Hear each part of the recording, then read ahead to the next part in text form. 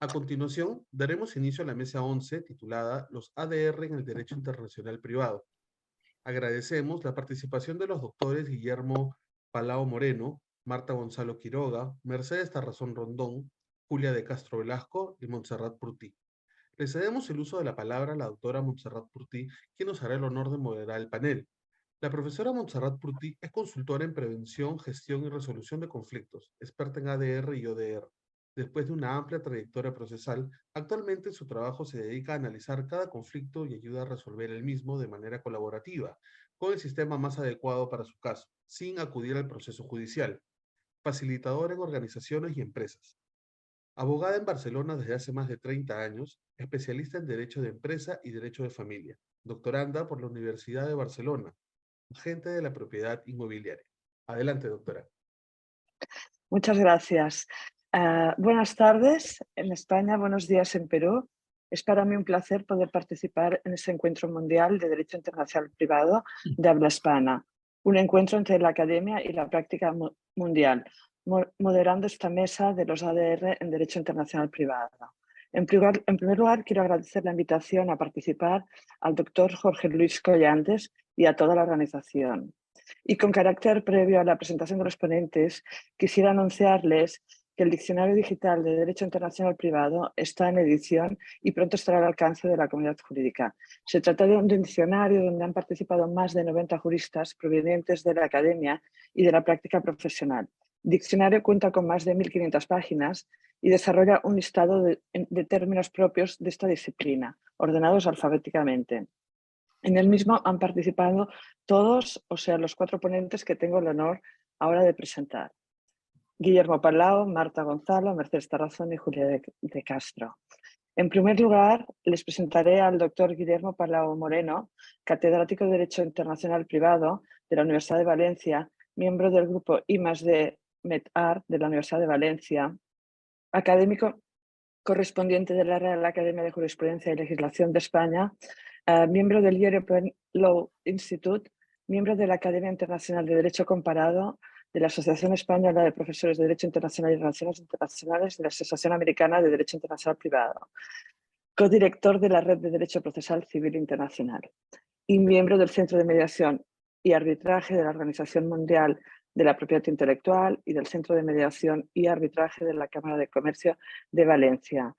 Y él nos hablará sobre las principales tendencias que están rodeando la institución de mediación en nuestros días, tanto desde una perspectiva internacional como europea. Bueno, y cuando quieras, profesor, cuando quieras.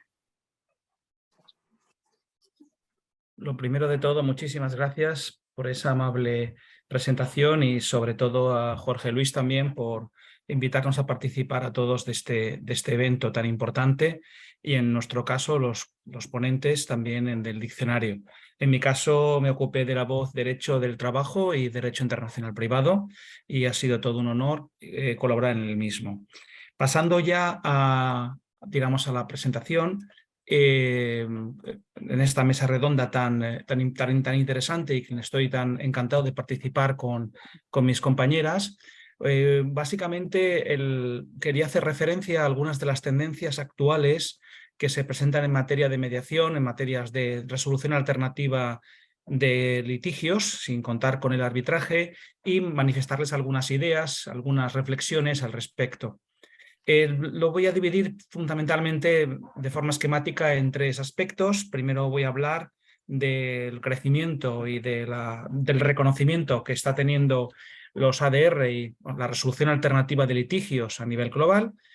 Posteriormente hablaré de algunos de los problemas, dificultades, algunas de las, podríamos decir, obstáculos que encuentran su desarrollo actualmente y las formas en que podría quizás superarse los mismos para su pleno desarrollo. Y también finalizaré, como no, por hacer unas pinceladas sobre la digitalización y la algoritmización en el ámbito de la mediación, aunque lo haré, como le digo, de forma muy breve, debido a que una de las intervenciones precisamente se va a ocupar de estos temas. Agradezco muchísimo al abogado y mediadora Montserrat Purtí por su amable coordinación, por supuesto.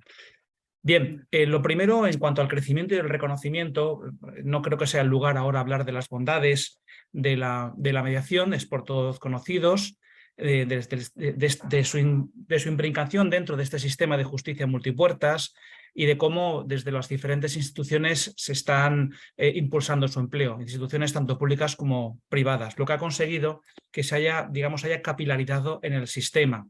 Nos encontramos como que poco a poco en el ámbito internacional la mediación se va reconociendo, no ya solo con carácter general, sino también, digamos, de forma especializada en diferentes sectores. Y además esto ha dado lugar a lo que se podría decir una expansión de la mediabilidad de las controversias, de los conflictos. Esto ha llevado, por ejemplo, desde una perspectiva reguladora, desde la perspectiva del hard law, pues primero que desde la perspectiva comparada se hayan incrementado las leyes internas en materia de mediación, conciliación. No voy a entrar en la discusión sobre la terminología. Y como también aparte de esa expansión comparada, nos encontramos con la Unión Europea también, lógicamente, desde la directiva y su incorporación en los diferentes ordenamientos de los Estados miembros, vemos como poco a poco se ha ido expandiendo su utilización en los diferentes instrumentos. Es decir, vemos como en materia de propiedad intelectual, materia de consumo, materia de menores, en el ámbito de los servicios digitales también, se van incorporando diferentes preceptos que hacen referencia a la resolución alternativa de litigios. Lo vemos, por ejemplo, en el ámbito, cómo no, de consumo, la generación de la red del sistema de resolución alternativa en línea, en materia de menores en el reglamento Bruselas 2 bis, como también se ha incorporado y se ha afianzado esta figura, y, como no, en el reglamento de servicios digitales también se emplea. Por tanto, vemos como poco a poco, de ser una norma general, vamos viendo cómo se va incorporando de forma especializada y va capilarizando dentro del sistema. También desde la perspectiva internacional, y no ya solo por la elaboración de la conocida Convención de Singapur del 19, sino también en el seno de la UNCITRAL vemos como la elaboración de las notas técnicas sobre solución de conflictos en línea, o por qué no decirlo en la Conferencia de La Haya, históricamente desde el convenio del 80 de secuestro de menores, y últimamente también con su propuesta en materia de protección del turista, que también ha sido recogida por la propia Organización Mundial del Turismo. Vemos como poco a poco, desde las codificaciones internas, regionales e internacionales, se va respaldando el uso de la mediación. Y también, como no, desde la perspectiva del soft law, la generación de mayores centros de mediación junto a las cortes de arbitraje, la creación de principios y de reglamentos, como por ejemplo puedan ser el propio reglamento de la UNCITRAL que acompaña a la Convención de Singapur, van creando todo un cuerpo normativo, ya sea en forma de derecho flexible o derecho duro, que va haciendo que se vaya impulsando el uso de la mediación. Sin embargo, nos encontramos con un cierto estancamiento en cuanto a su utilización práctica. Es decir, a pesar de este impulso normativo, institucional, privado, público, vemos como todavía hay un amplio margen de mejora en cuanto a la generación de más supuestos y más mediaciones. Por eso es importante seguir impulsándolo, tomar conciencia de ello, fomentarlo y relanzarlo. El famoso reboot que se hablaba desde la Unión Europea. Todavía nos encontramos en fase de generación de nueva reglamentación europea o de revisión de la existente, pero en cualquier caso nos encontramos ahí pues con una necesidad de fomento de la mediación. Ahí la figura del mediador, de la mediadora, tiene un gran papel, sobre todo en supuestos multinacionales, internacionales, y por tanto ahí la figura del mediador tiene un papel, como de los centros de mediación y además del propio legislador. Hay que tener en cuenta además su relación con los otros mecanismos y cómo puede, de ADR, y cómo puede favorecer el impulso de la mismo. Es decir, ahí nos encontramos con la relación que tiene con el arbitraje, va a ser tratado posteriormente con las cláusulas de escala, ¿de acuerdo? Pero también con otros mecanismos, como es, por ejemplo, el impulso últimamente de la negociación, o también relacionado con el arbitraje, pero sin ser lo mismo, la decisión de experto, como estamos viendo cómo poco a poco en ese tipo de cláusulas se va incorporando la mediación junto a otras en este sistema multipuertas, y que ello también favorece el fomento de la misma. Una de las grandes preguntas para su fomento, como no, va a ser el de si hacemos la mediación voluntaria o obligatoria, una cuestión sobre la que los estados siguen divergiendo, incluso dentro de la Unión Europea.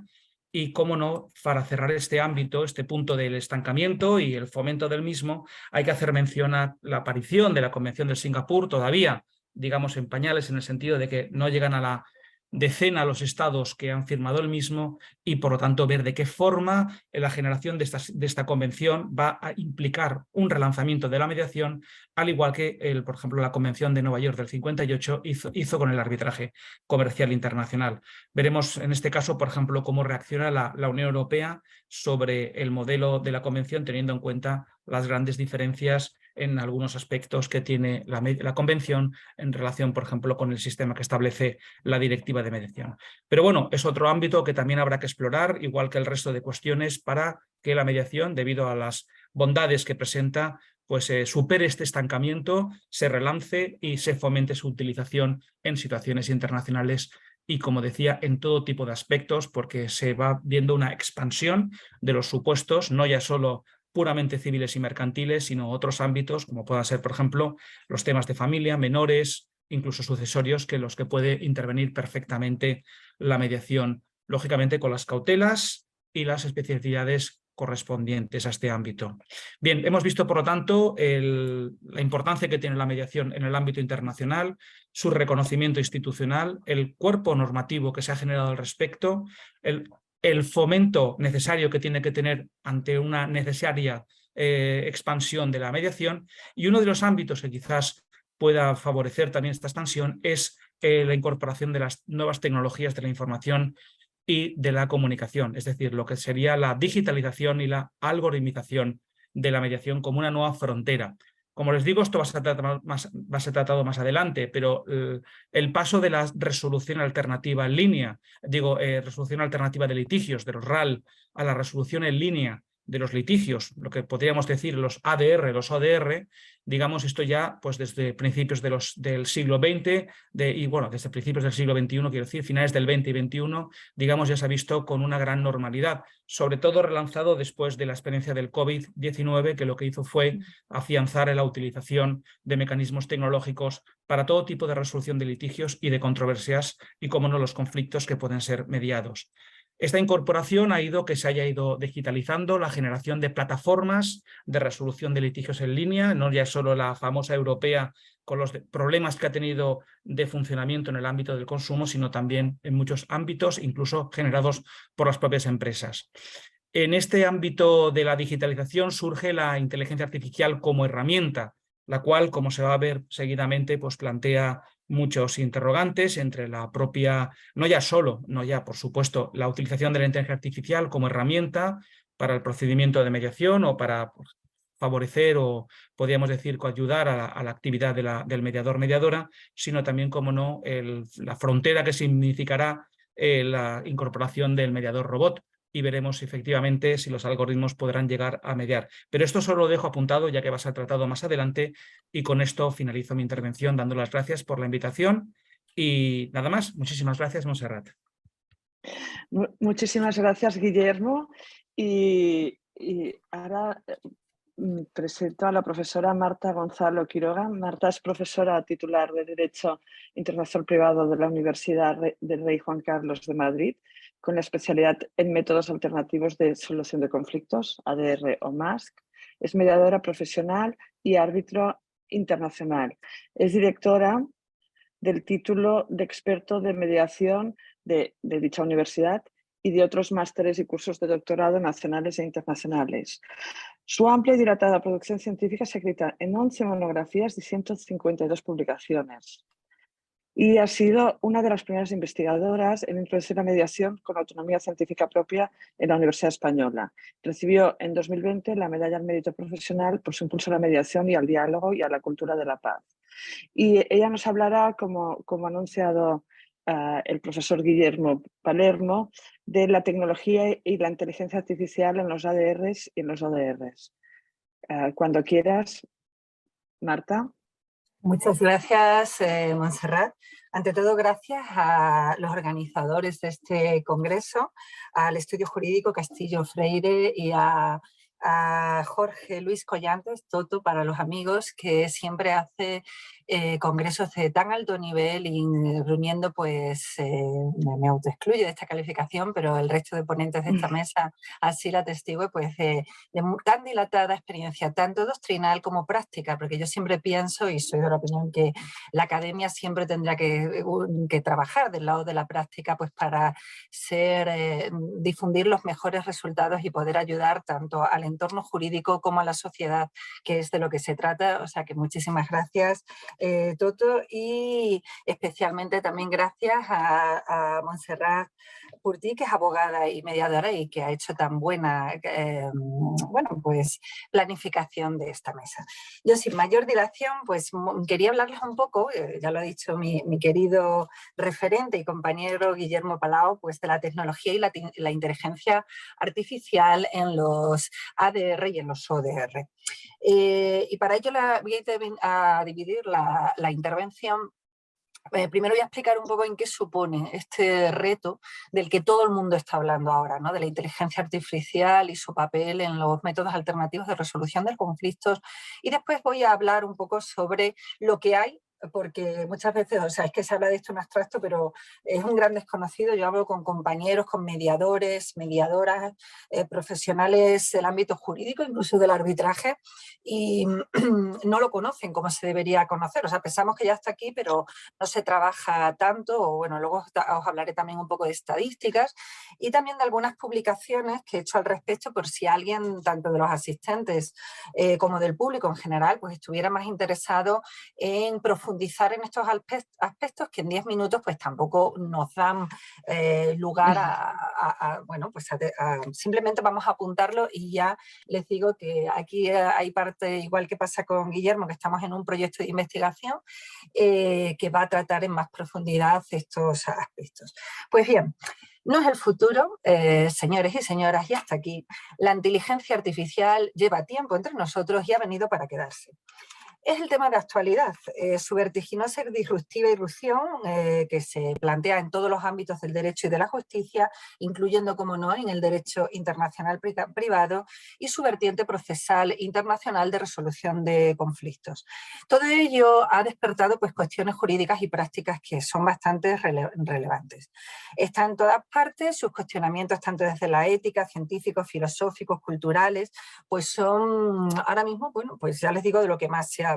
Y todo ello, y ha sido el principal detonante, no lo podemos obviar, fue el lanzamiento del ChatGPT de OpenAI en noviembre de 2022. Antes parece ser que sí que utilizábamos, yo de hecho les invito, bueno, no sé si puede ver aquí, es un libro al que se ha referido Guillermo, de reflexiones mediadoras en la pospandemia, que además tuvo lugar en una conferencia en Barcelona, y estuvimos hablando de que hemos utilizado muchísima inteligencia artificial y de los poquísimos aspectos positivos que tuvo pues el virus COVID-19 fue que introdujo tecnologías en los métodos alternativos de resolución de conflictos, mediaciones y arbitraje. Y de hecho, dentro de la justicia, fueron los únicos que no pararon, gracias precisamente a la inteligencia artificial. Entonces, siempre se habla de una inteligencia artificial como que se ha puesto ahora de moda, pero que realmente ya la veníamos utilizando, y el detonante yo no creo que fuera el ChatGPT, sino que fue precisamente la pandemia, que ya existían ODR y ADR, se ha referido a ello Guillermo, sobre todo los ODR en el ámbito del consumo, pero en muchos otros ámbitos, pero la pandemia pues, nos hizo poder seguir trabajando a todos los que somos especialistas en ADR y en ODR, y ya lo veníamos teniendo. Pero bueno, el ChatGPT, lo que ocurre es que lo que parecía algo como de ciencia ficción, no sé si alguien de ustedes, pues yo era muy aficionada a Blade Runner, las películas que de hecho hablan, ¿no?, de una inteligencia artificial que al final resultó ser más humana que los humanos, o hablábamos de soluciones que antes eran impensables. Todos los que nos formamos en mediaciones internacionales y arbitraje, lo más tedioso era preparar la documentación. No sé si estarán de acuerdo mis compañeros conmigo, que eran horas y horas hasta que te permitía coger lo fundamental para poder hablar con tus clientes, las partes, etcétera. Entonces, claro, hemos tenido una época que gracias a la inteligencia artificial esto acorta muchísimo los tiempos. Y piensen ustedes que una de las ventajas de recurrir a los ADR y los ODR precisamente a los métodos adecuados de solución de conflictos en general, pues son precisamente esa eficacia en cuanto a que reduce mucho los tiempos en comparación de la justicia tradicional clásica. Bueno, aprovecho para decir, porque no lo he dicho en la presentación, que precisamente el Diccionario de Derecho Internacional Privado habla de muchos de estos ADR y ODR, y de hecho las voces o los vocablos que yo tuve la oportunidad de hacer, pues hablan del acceso a la justicia, y en ella precisamente no solo hablo del acceso a la justicia judicial, a la derecho a la tutela judicial efectiva, reconocido en todos los convenios internacionales y constituciones democráticas del mundo, sino también al acceso a través de los métodos extrajudiciales, que también los estados tienen que potenciar, como decía Guillermo. Llevamos mucho tiempo hablando de mediación, de hecho, hay mediaciones tanto nacionales como internacionales, pero es que deberían ser muchas más. ¿Y eso de quién es la responsabilidad? De un conocimiento, una difusión mayor y un papel de los estados que tengan que difundirlo y hacer leyes que, ¿por qué no?, obliguen por lo menos a estas sesiones informativas de mediación. Bueno, esto daría lugar a otra mesa, pero les quiero decir que la inteligencia artificial nos va a ayudar también en esto. Aunque ya les diré también qué retos o qué cosas, pues bueno, pueden plantear algún desafío, que seguramente con la colaboración y con ese derecho colaborativo en el que están tan especializadas, pues casi todos los integrantes y las ponentes de esta mesa podemos llegar a buenos resultados. Otro de los mecanismos de los que he hecho las voces en el derecho en el diccionario son de mecanismos alternativos de solución de conflictos, la generalidad de MAS y ADR. En su versión más actualizada, que lo llamamos acrónimo, sería MAGA, que sería Métodos Adecuados de Gestión de Acuerdos. Nos dejamos de centrar tanto en el conflicto porque lo que queremos es gestionar un acuerdo. Y llegar a pequeños acuerdos no solo se consigue con la solución del conflicto, es que a lo mejor la solución del conflicto no llega, pero por lo menos nos hace a empresas, a familias, a separaciones, divorcios, etcétera, todos los ámbitos competenciales en los que entra la mediación, pues seguir avanzando. También hablo de otro vocablo, sería el tercero, de los diferentes tipos de ADRs o demás: negociación, transacción, mediación, conciliación, minijuicio, evaluación neutral o pericial, el fact-finding de hechos relevantes, arbitraje, como no, las cláusulas híbridas, de las que van a hablar ahora una de mis compañeras, o escalonadas, y el derecho colaborativo, en el que, Monse, creo que también es una de tus especialidades. Con lo cual, ese sería otro vocablo. El cuarto vocablo del que hablo es de la mediación en el diccionario, y el quinto es de la mediación internacional o transfronteriza. Pues bien, retomando a esa inteligencia artificial que ya les decía, vino en la pandemia, se ha disparado a través de la utilización del lenguaje predictivo o del ChatGPT, pues tenemos un desafío. Creo que es como el del medio ambiente, o sea, no tiene fronteras, es auténticamente internacional y, por qué no decirlo, transnacional. Por lo cual tenemos todos que regularlo de la misma manera. Y como decía Guillermo, hay muy poco al respecto. Europa sí que estamos un poco a la vanguardia de la regulación en inteligencia artificial por leyes tan recientes como, bueno, resolución del Parlamento Europeo sobre la inteligencia artificial en la era digital, y la recentísima aprobación el 11 de mayo, o sea, hace 2 meses, de 2023, del Reglamento del Parlamento Europeo y del Consejo, por el que se establecen normas armonizadas en materia de inteligencia artificial, conocida como la Ley de Inteligencia Artificial, que va a entrar en vigor en enero de 2024. Ahí nos dan ya unas claves de cómo debería ser esta regulación de la inteligencia artificial aplicada, bueno, en ámbitos diferentes, y aquí pues nos vamos a centrar un poquito en la aplicación tecnológica en los ADRs y los ODRs, porque al igual que en otros campos, aquí han surgido bueno, pues varios cuestionamientos. Los cuestionamientos yo simplemente los voy a decir y para que ustedes vean, y si quieren pues les dejo después dónde va a salir esto publicado, porque están más desarrolladas. Lo primero es: ¿estamos capacitados los mediadores los abogados en general, los abogados somos negociadores, los árbitros, conciliadores en Perú, en España, en toda Europa, en el mundo entero, sobre inteligencia artificial, porque el primer desafío, no olvidemos, es el tecnológico. Tenemos una capacitación realmente...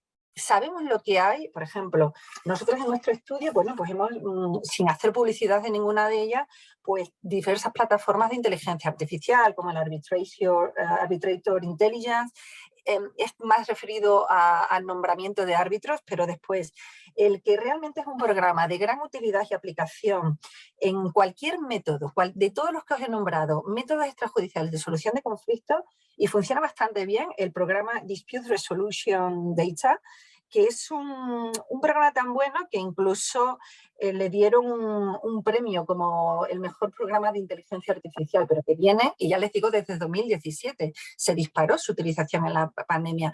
Pero hablando con muchos compañeros, yo bueno, puedo atreverme a decir que todavía esto está muy sofisticado. Grandes despachos somos los pocos que lo podemos utilizar, ámbito académico, pero no está tan desarrollado. Y después tenemos los típicos Luminance, Bravia, Jurimetría, que esto ya entra en el campo general del derecho, Arbilés, Youth Analytics, pero yo les digo un poquito de todos los que hemos utilizado, por lo menos tanto en arbitraje como en mediaciones.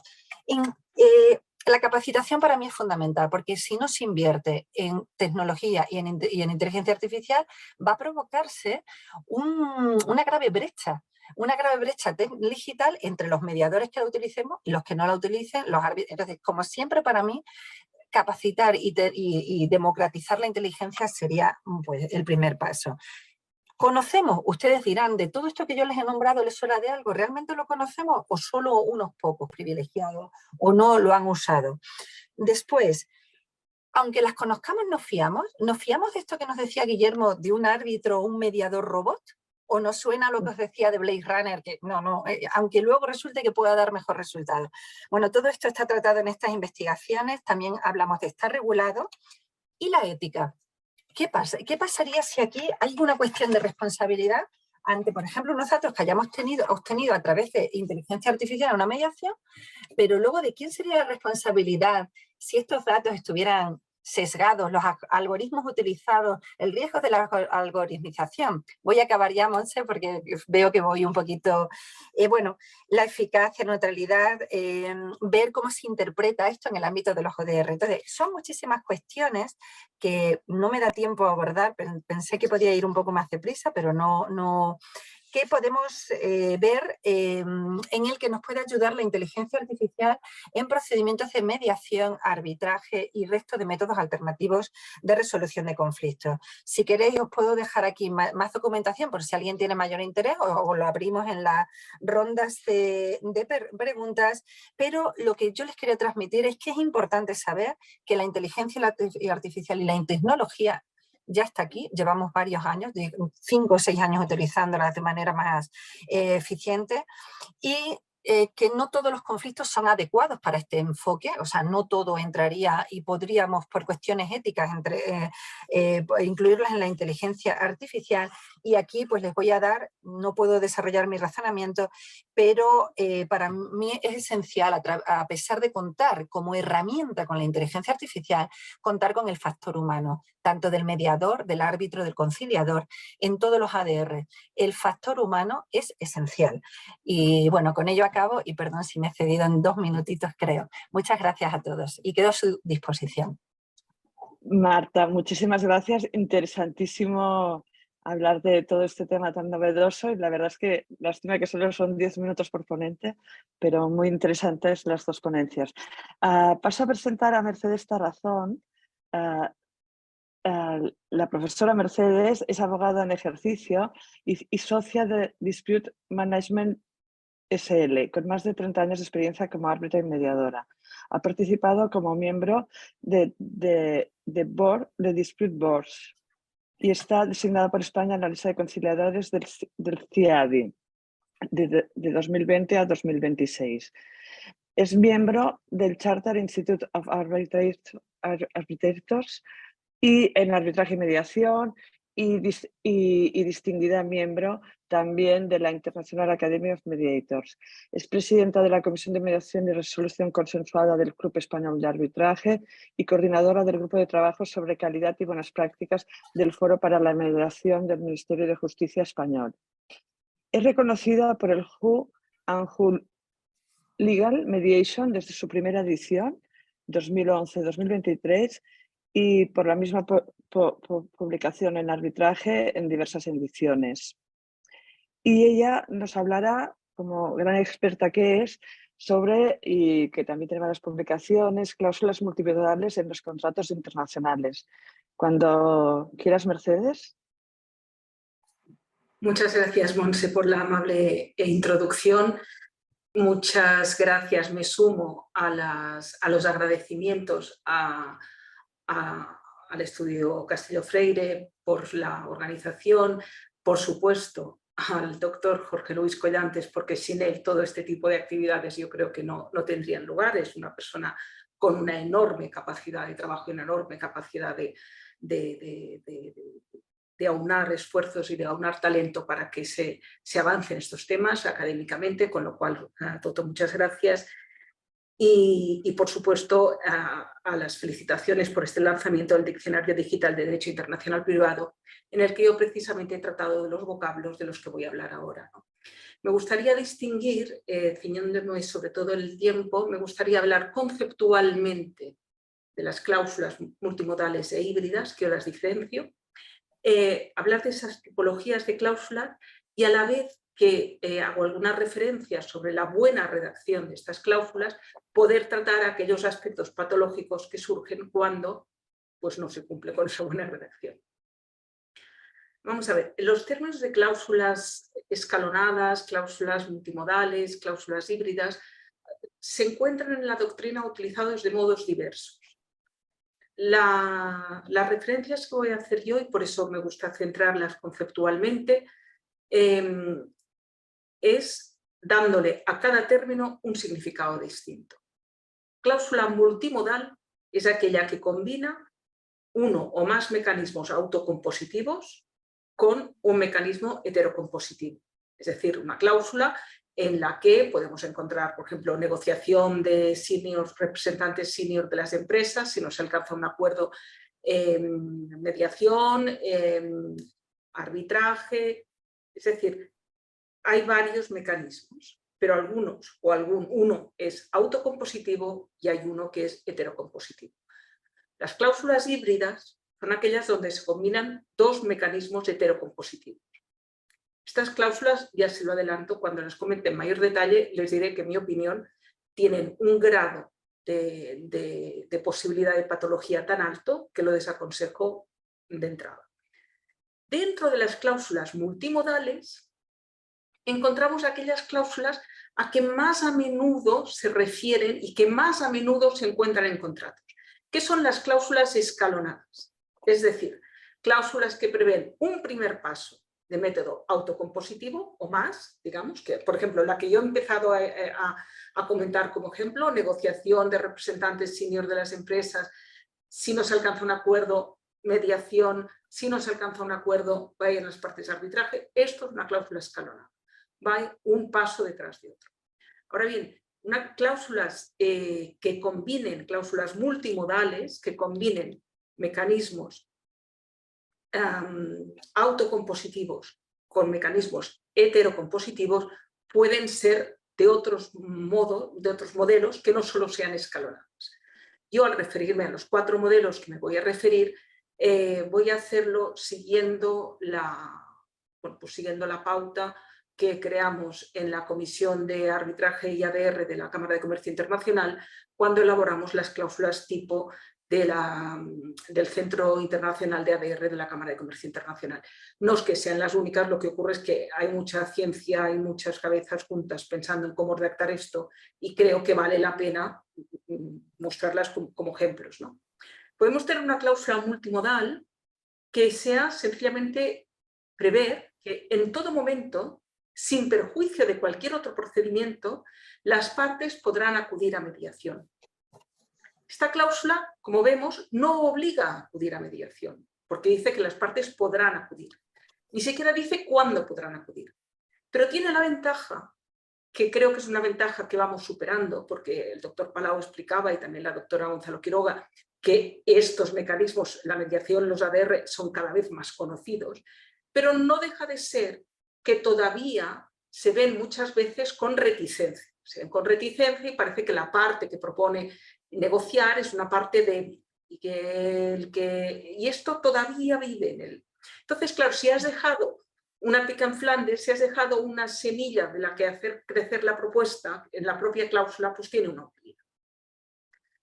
Otra, y ya va más allá, otro modelo de cláusula multimodal es aquella que obliga a considerar someter la controversia a mediación.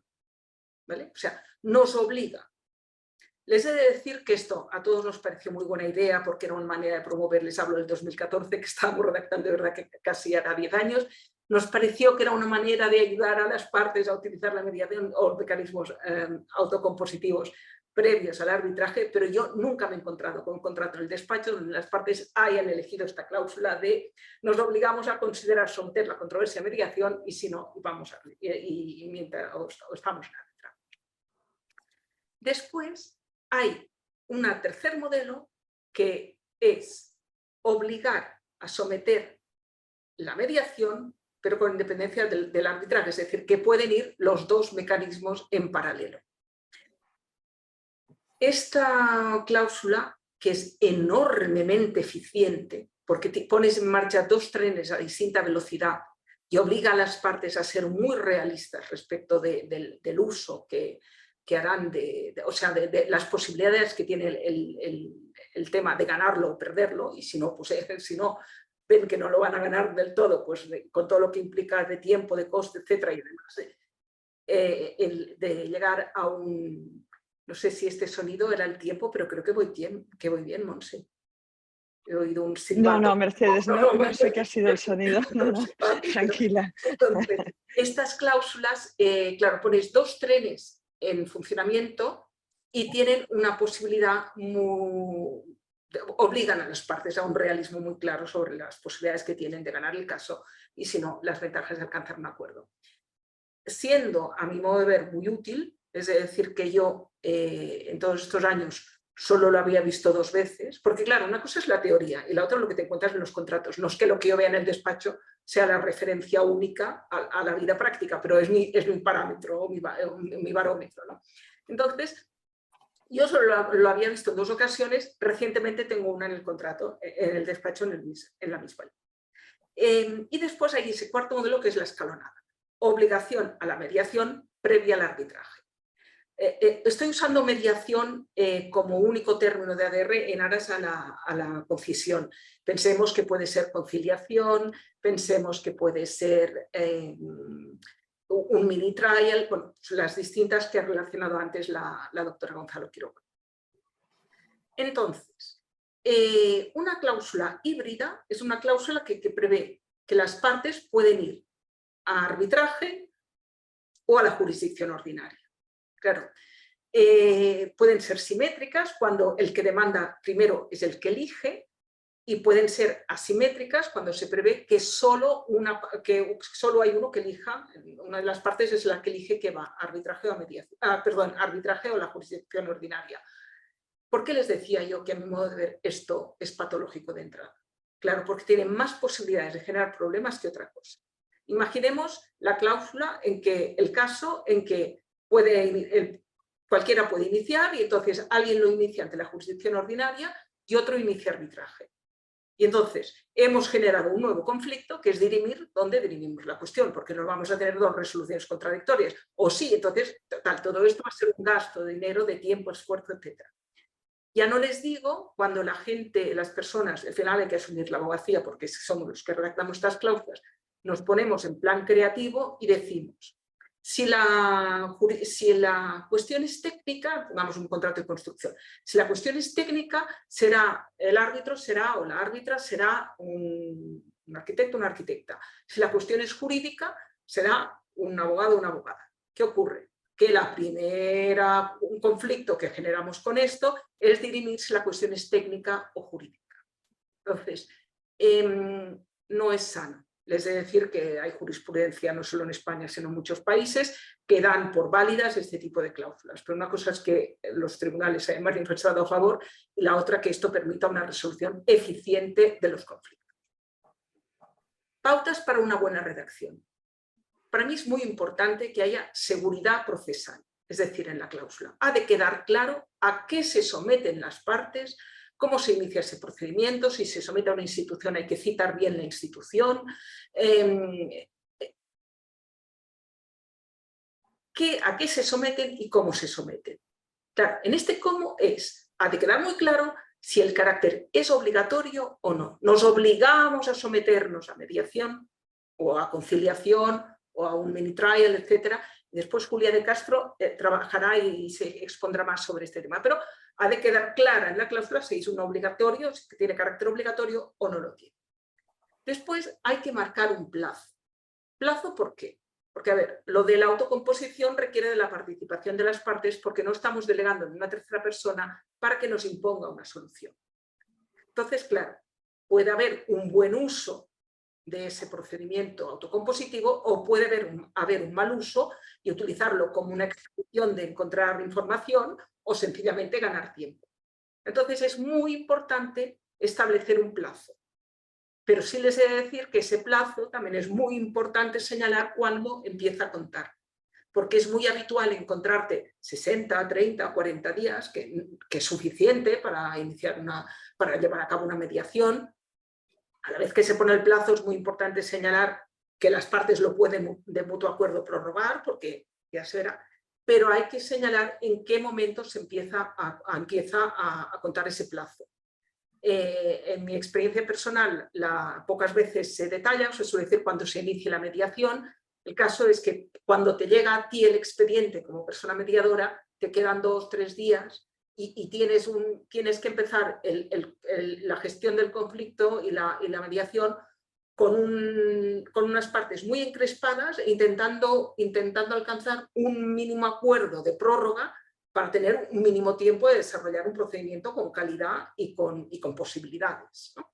Entonces, la recomendación que haría yo es que el plazo de la mediación, de la conciliación, del mini trial, empiece a contar cuando la persona o las personas que vayan a actuar como terceros neutrales reciban el expediente. Porque ahí realmente sí que tienes un tiempo, ¿no?, real para actuar con rigor y con calidad.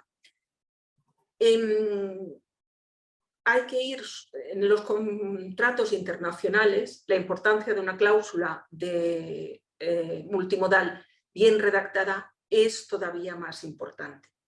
Porque si en un contexto doméstico nacional, lo más probable, no digo que sea seguro, es que haya una misma concepción de lo que es el procedimiento autocompositivo. Pero un contexto internacional no es así. Los términos de conciliación y de mediación son entendidos de forma distinta en distintas jurisdicciones. Eso es muy importante cuando tú, como persona mediadora, eres designada en un contrato que diga conciliación previa o mediación previa, que te asegures con las partes antes de qué esperan, cuando pactaron ese rol de tercera persona neutral, qué esperan de esa persona. Y las dos pautas muy claras para mí son: esta persona, o sea, lo que ustedes esperan de esta tercera neutral que han designado conciliadora o mediadora en la cláusula, o sea, conciliación o mediación, ¿esperan que haga una propuesta o esperan que no haga una propuesta y estructure la negociación, facilite el diálogo, les ayude a hacer? Primera pregunta básica. Y segunda pregunta, ¿esperan y cuentan con que la tercera persona neutral pueda tener reuniones privadas, confidenciales, con cada una de las partes, doblemente confidenciales, es decir, porque el procedimiento de mediación o conciliación es confidencial, pero doblemente confidenciales, o sea, donde la información intercambiada o compartida por la parte con la tercera persona neutral queda vinculada, o sea, queda solo en manos de la persona neutral y ella no la puede compartir ni con la otra parte salvo que le den autorización expresa, por eso hablo de doble confidencialidad, o no prevén que hayan estas sesiones privadas. Creo haberme ceñido escrupulosamente al tiempo acordado. Muchas gracias. Muchas gracias, Mercedes. Creo que sí. Interesantísimo también el debate sobre estas cláusulas. Julia continuará un poquito con el mismo también. Julia de Castro, que es la cuarta ponente, la profesora, se incorporó a Auría Menéndez en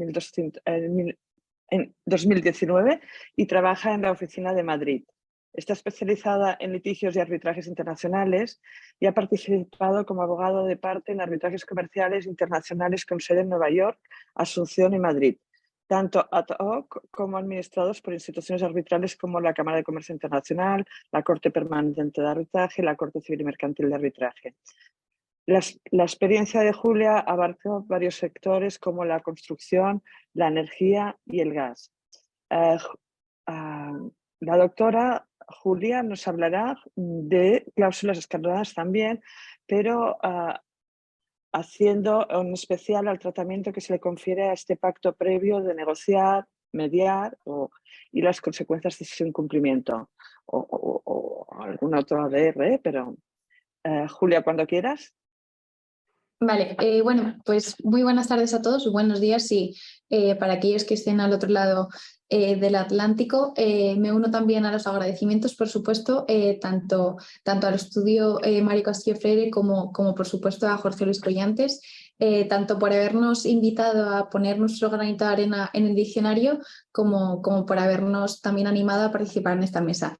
Y también a los ponentes, porque la verdad, muy alto nivel. Así que tanto a los ponentes como a nuestra moderadora Monse, muchas gracias. Y bueno, como ya ha señalado tanto Mercedes como Monse, yo recojo el guante de Mercedes y me voy a centrar, voy a hablar un poco, a dar unas pinceladas sobre las cláusulas escalonadas, siendo el arbitraje la última de esos escalones. Y en concreto el tratamiento que se le da a ese pacto para negociar y las consecuencias del incumplimiento de ese pacto para negociar. Tal y como también hacía referencia a Mercedes, yo voy a hablar del pacto de negociar, pero realmente sería cualquier otro método autocompositivo que las partes hubieran acordado como fase previa de esa cláusula escalonada. Bien, pues bueno, ya comienzo y...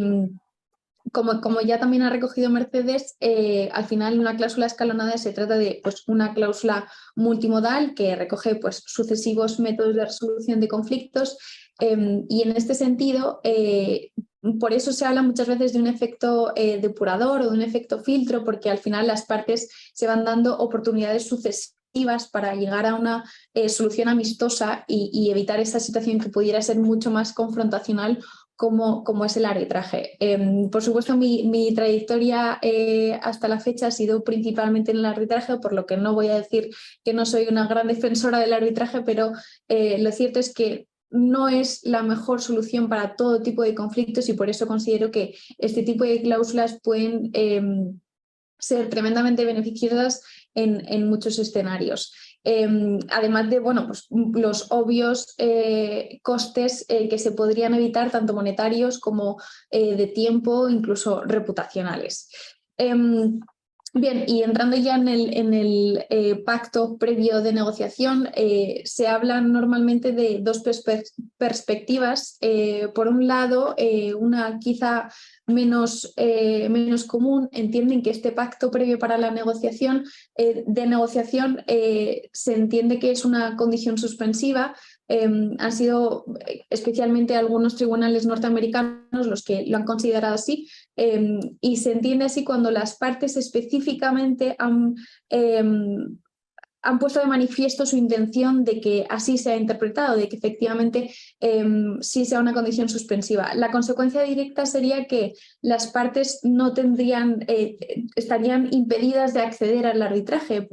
Podríamos decir que la cláusula arbitral, por tanto, no estaría activada en tanto en cuanto las partes no cumplieran, no satisfacieran ese primer requisito de negociación.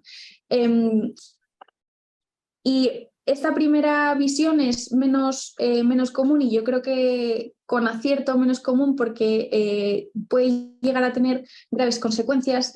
Pensemos que si las partes no hubieran iniciado, no hubieran cumplido enteramente con esa primera fase de negociación y no tuvieran acceso al arbitraje, al final podrían verse en la obligación de tener que acudir a la jurisdicción y, por tanto, toda la estructura alternativa que hubieran acordado se caería.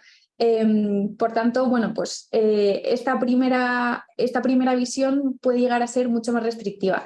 También en este sentido, si las partes no hubieran iniciado esa fase de negociación, pero sí hubieran acudido a un arbitraje y finalmente se hubiera emitido un laudo, ese laudo podría llegar a ser incluso anulado al entender que al tener ese impedimento de no haber cumplido el pacto para negociar, los árbitros no tenían directamente jurisdicción y, por tanto, hubieran dictado un laudo sin el verdadero mandato de las partes. Bien, una segunda visión sería considerar que este pacto para negociar realmente es un presupuesto procesal, y como presupuesto procesal no impediría a las partes acceder al arbitraje, pero sí verían su derecho de conseguir un laudo sobre el fondo frustrado. Es decir, en la medida en la que, de nuevo, no se cumpliera esa negociación, podrían iniciar el arbitraje, pero no podrían obtener un laudo definitivo sobre que resolviera su controversia. Y bueno, una vez ya dentro de esta segunda perspectiva, considerando que se trata más bien de un presupuesto procesal antes de que una condición suspensiva, parece que existe un consenso en el que sí que tendrían que ser los árbitros quienes decidieran las consecuencias del incumplimiento de satisfacer este primer requisito de este pacto de negociación. Bueno, cabe hacer una aclaración, es que el arbitraje no es más que al final el resultado de la voluntad de las partes y, por tanto, se entiende que esta alegación debería ser una alegación de parte. Parece difícil considerar que fuera correcto, que fuera lo ideal, que fuese el árbitro quien de oficio revisara el cumplimiento de este requisito sin que ninguna de las dos partes así lo hubiera hecho. Y, por tanto, si una de las partes tiene la posibilidad de plantear esta excepción y no lo hace, podría entenderse que, bueno, pues ha aceptado que ese requisito previo, ese presupuesto procesal, no tuviera lugar. Ya aceptando y partiendo de la base que sería un presupuesto procesal y que serían los árbitros quienes deberían decidir sobre las consecuencias de su incumplimiento,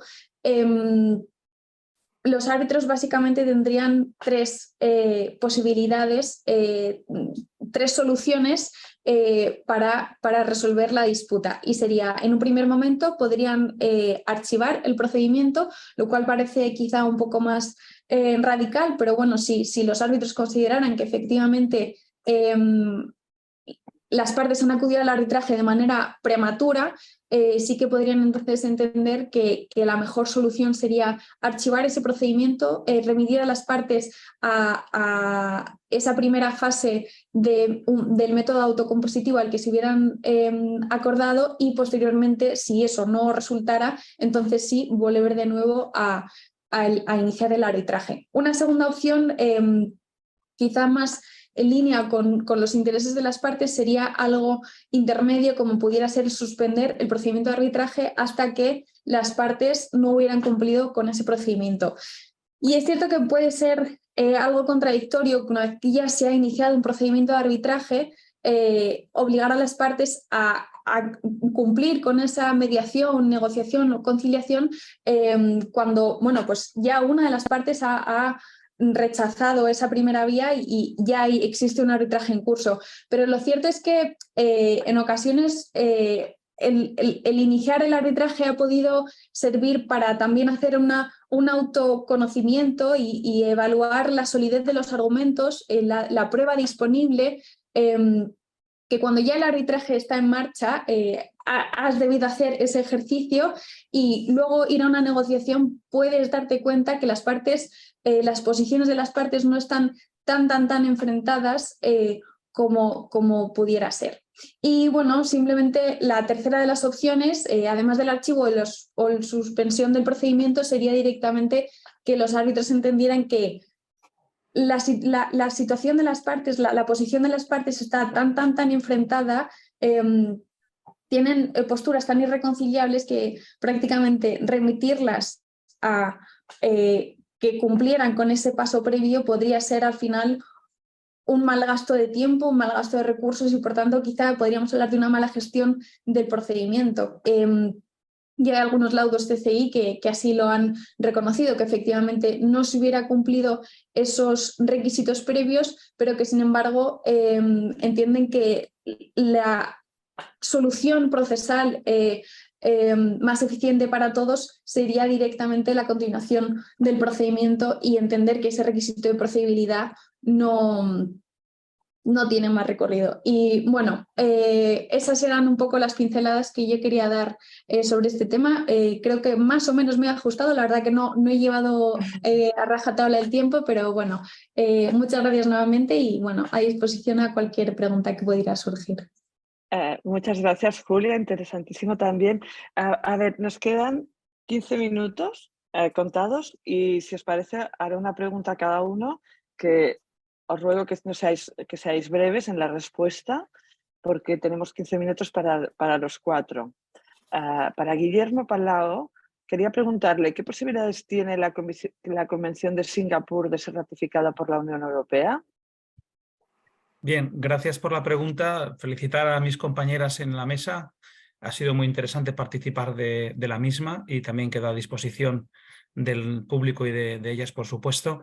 Y siendo telegráfico, pocas actualmente. Es decir, la Convención parte de un principio bien distinto al de la directiva en cuanto a los controles de reconocimiento y ejecución de los acuerdos de mediación. Crea un acuerdo de mediación totalmente deslocalizado y lógicamente sin control desde origen y lógicamente eso choca con los principios que establece la directiva de mediación. Veremos si va a haber un cambio porque eso implicaría un cambio normativo interno, lógicamente para poder incorporar la convención, pero creo que ofrece oportunidades grandísimas debido a lógicamente toda la litigación extraeuropea con países ya tanto iberoamericanos que ya están firmando el mismo como asiáticos con los que también tenemos negocios y además en donde se están generando centros de mediación muy significativos. Por lo tanto, de momento complicado, pero igual el legislador europeo reconsidera la situación. Ya veremos. Gracias. A ver si lo reconsidera. Gracias, Guillermo, por tu opinión. Y para Marta, que nos ha estado comentando sobre los retos y oportunidades de la inteligencia artificial en los ADR y en los ODR en general. Pero quería preguntarle sobre los mismos, sobre la inteligencia artificial en mediación. Dado la amplia trayectoria de Marta en este ámbito, a ver un poquito a qué nos enfrentamos los mediadores y dónde tenemos qué beneficios nos traerá y qué podemos hacer para prepararnos para este reto. Pues, muchas gracias, Monse, muchas gracias por la pregunta, te la agradezco porque me parece un tema fundamental, centrarnos en el punto de la mediación y otra vez de nuevo gracias a todos los ponentes y al público en general, ¿no? que han enriquecido tanto esta mesa. Antes de centrarme en la mediación, quería decir que la inteligencia artificial para mí tiene un potencial muy bueno en los ADR en general, luego me centro en la mediación en particular, porque yo soy de la opinión, o creo que podríamos tener aquí un beneficio muy grande no solo para los mediadores, bien, o las mediadoras, sino para cualquier cliente que quiera acceder a justicia alternativa, y me refiero entonces a cualquier persona, cualquier justiciable de la justicia alternativa, que gracias a la justicia predictiva podríamos preguntarle a una inteligencia artificial poniendo determinados conocimientos del caso en concreto, ¿a qué método alternativo de solución de conflictos llevarías este caso? Y bien, la inteligencia artificial nos ayudaría, pues esto te va a costar tanto y te va a durar tanto tiempo y va a hacer como una aproximación que cualquier abogado o cualquier mediador o mediadora o cualquier árbitro incluso se lo podría facilitar a las partes en el conflicto, porque como bien han comentado mis compañeras, no podemos olvidar que estamos en el imperio de la autonomía de la voluntad y al fin de cuentas el que deciden son las partes, y las partes, tú les Tanto, dices, sí. esto te va a resultar, pues bueno, entonces la justicia predictiva y la inteligencia artificial nos aconseja esto, con lo cual es genial. Oye, pues vas a ir a negociación, a mediación, a transacción, a evaluación neutral, a dispute boards, a mini trial, y aquí aparco en mediación. Dentro de la mediación, ¿qué retos y oportunidades puede tener la inteligencia artificial? Para mí el desafío fundamental, vamos a empezar por lo negativo, porque ya sabemos que el sesgo emocional siempre te dice, bueno, si tus vacaciones, ¿cómo defines? ¿Son buenas o malas? Pues según los últimos días, no los primeros. Pues vamos a lo primero, lo negativo. Lo negativo es que la inteligencia artificial hay una cosa, bueno, pues que no tiene la empatía y la comprensión emocional en la que estamos formados los mediadores y las mediadoras internacionales. Esto nunca lo va a suplir una máquina, por mucho que además no sabemos lo que nos deparará el futuro, y es muy probable, y hablando con científicos y hablando con peritos, nos dicen que sí, que esto se va a conseguir. Yo no lo sé y no puedo desconfiar, pero hoy por hoy el factor de empatía, de conocimiento cultural, emocional que tiene el mediador y el árbitro, dudo mucho que te lo pueda proporcionar hoy por hoy la inteligencia artificial. Por lo tanto, nos falta esa empatía, esa falta de contexto, conocimiento cultural. El sesgo algorítmico también es muy importante, porque los sesgos utilizados en la inteligencia artificial en mediación están entrenados, pueden estar entrenados, y de hecho ya nos han dado algunas referencias con datos que están sesgados. Si bien no tanto en el estudio de mediación, porque yo no he podido estudiar el sesgo algorítmico aplicado a mediación, pues los casos son confidenciales, con lo cual aquí solo se podría estudiar un poco este sesgo, pues yo no sé, en casos del FIADI y tal, que están ya publicados, pero en mediaciones y tal, la mayoría ni mediaciones ni conciliaciones internacionales, por lo tanto, no puedo aportar datos estadísticos de los estudios e investigaciones que en mi caso pues, y mi equipo de investigación hemos estado analizando, como si lo hemos hecho en el arbitraje. Pero tengo muy en cuenta que hay sesgos algorítmicos que en otros factores del derecho, podría contar muchos casos en Colombia, pero que aquí todavía es un desafío. Y luego, unido a todos los sesgos, la privacidad y confidencialidad de los datos. No podemos hacer grandes estudios pues porque esto todavía están especialmente protegidos en métodos alternativos, en especial la mediación, que la confidencialidad es uno de sus estandartes y de sus baluartes principales, y por el cual no se eligen las partes. Bien me diréis, en Argentina no pasa tanto esto, en determinado tipo de mediaciones podríamos hacer un poco de distinción internacional, pero esto es un desafío que hoy por hoy la inteligencia artificial no puede llegar. Voy a ser muy breve en cuanto a los beneficios que sí hay en mediación. La eficiencia y el ahorro de tiempo, porque a los mediadores nos ayudan a procesar grandes cantidades de datos, a los que se refería Mercedes diciendo, tened cuidado dónde empiezan los plazos, porque no nos da tiempo. Bueno, obviamente yo sigo defendiendo que el factor humano es fundamental, pero que la inteligencia aquí nos ahorra semanas y hasta, bueno, muchísimo tiempo.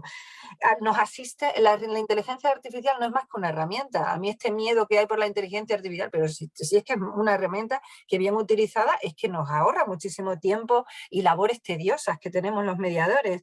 Y luego, y aquí me uno a lo que han expuesto mis compañeras, tenemos que tener muy en cuenta que aquí en Europa y en España hablamos de mediación, e incluso en mediaciones internacionales, en que todos sabemos que esto puede ser debatido, pero no damos una solución a los clientes. Y nos decía Mercedes, una de las grandes preguntas que tenemos que hacer a los clientes, porque en la conciliación tú sí que puedes proponer soluciones, pues la inteligencia artificial nos propone unas soluciones maravillosas muchas veces.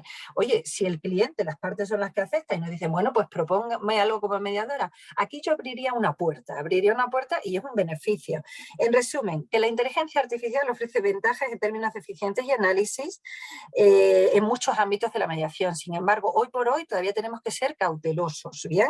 Pero es probable que en esta combinación a la que yo siempre me refiero de habilidades humanas y de la tecnología sea muy adecuado en nuestros procesos de mediación. Y por último, ya solo acabo con, yo hacía mucha referencia, antes hacía grandes del cine, pero también de la literatura. El ChatGPT, por ejemplo, se parece en mucho por sus siglas GPT a Gepetto, que era el padre de Pinocho. Y el padre de Pinocho es el padre del rey de la mentira. Lo que ocurre es que en Pinocho la mentira es muy evidente porque le crecía la nariz, pero el ChatGPT te miente con una autoridad que, bueno, parece un político, o sea, no lo crees. Y al final, ¿qué nos está pasando con el Pinocho? Pues bueno, que por supuesto al final se transforma en un niño de verdad porque dice la verdad. Ojalá pase con los lenguajes predictivos basados en tecnología de conocimiento, pero hoy por hoy, atención, que nos mienten, y por eso las responsabilidades de decisiones basadas en inteligencia artificial que nos ayuden en mediaciones, en justicia y en arbitraje, hay que ser muy cautelosos porque todavía es GPT y no GPT, o sea, es Gepetto, porque ha creado algo que miente mucho y tenemos que ser muy cautelosos en esta fase, pero en el futuro yo estoy segura que grandes beneficios. Gracias. Marta, interesantísimo. Además, el pensar en el Pinocho en todo esto es curioso. Marta, una cosa, has dicho que nos recomendarías lecturas. ¿Nos las dejarás en el chat escritas o...? Sí, yo he escrito, bueno, sobre todo esto, además de hecho hablo del GPT, a mí, que como veis, es que se me va un poco, me encanta el cine, la literatura, y muchas veces traslado cuestiones del derecho a bueno, una cosa que nos ayude a entenderlos mejor, porque coincido con todas mis compañeras, al final son las partes las que nos eligen, y tienen que elegir en el propio convenio de mediación o arbitraje, en la propia estructura que hagamos de cualquier método alternativo. ¿Qué queremos? ¿Queremos usar inteligencia artificial? Y además, en grandes despachos de abogados, que yo estoy segura, muchos de los que están mis compañeras, hemos hecho guías éticas para el uso de la inteligencia artificial. Entonces yo hablo un poco de todo lo que hay en inteligencia artificial centrado en el arbitraje, pero lo pongo que es trasladable igualmente a mediación y a otros métodos alternativos, y entonces os puedo poner, no ha salido publicado, pero saldrá publicado en octubre en Cuadernos de Derecho Transnacional, si queréis os dejo la referencia, y en Reflexiones Mediadoras en la Pospandemia. Entonces no sé si os lo mando porque ahora tengo un ojo que no veo nada, entonces no puedo escribir bien, tardo mucho tiempo en escribir, pero dictado es otro de los grandes avances de la inteligencia artificial o de la tecnología. Gracias a estos dictados, personas que tengamos alguna discapacidad, en mi caso espero que me recupere, pero podemos dictar y bueno, o sea, yo veo muchas ventajas. Entonces, si os parece bien, os la pongo tanto me ofrezco a dejártela a ti, Monse, como a la organización del Congreso y humildemente, que yo no lo pongo aquí para vender mi libro, o sea, si queréis informaros más de estos temas, tengo bastante escrito. Pero yo estoy segura que Guillermo también nos podría dejar algo, porque también ha escrito mucho. Seguro. Entonces, no quiero aquí apropiarme. No, pero como antes lo has dicho, Guillermo también. Nos quedan 5 minutos y tengo 2 preguntas para Mercedes y Julia. No, tranquila. Sí, vale. Mercedes, le quería preguntar sobre una sentencia de la Corte Federal Suiza del año 2016 en que había una cláusula escalonada en un asunto y ella fue mediadora y lo volvió a ser. Si ella nos puede explicar un poco este caso, Mercedes, muy rápido, no sé si te dará tiempo. Sí, no, gracias, Monse, por la pregunta, pero no da tiempo de explicar esto para respetar los 2 minutos y medio de Julia. Pero a ver, muy brevemente, en ese caso, o enlazándolo con la presentación que hacía antes Julia, entendiéndolo como un requisito procesal, claro, yo me sumo a las palabras de Julia de que sería bueno que fuera el tribunal arbitral quien tomara las decisiones. Todavía no es así, no siempre es así. El caso que comentas, Monse, era una mediación institucional, una parte entendió que no se había respetado todo el procedimiento y entonces cuestionó la competencia del tribunal arbitral, porque se inició el arbitraje. El tribunal arbitral se declaró competente y entonces la parte acudió a la jurisdicción ordinaria. Era el caso, la sede era en Suiza, era Ginebra y era el tribunal de la Corte Federal Suiza.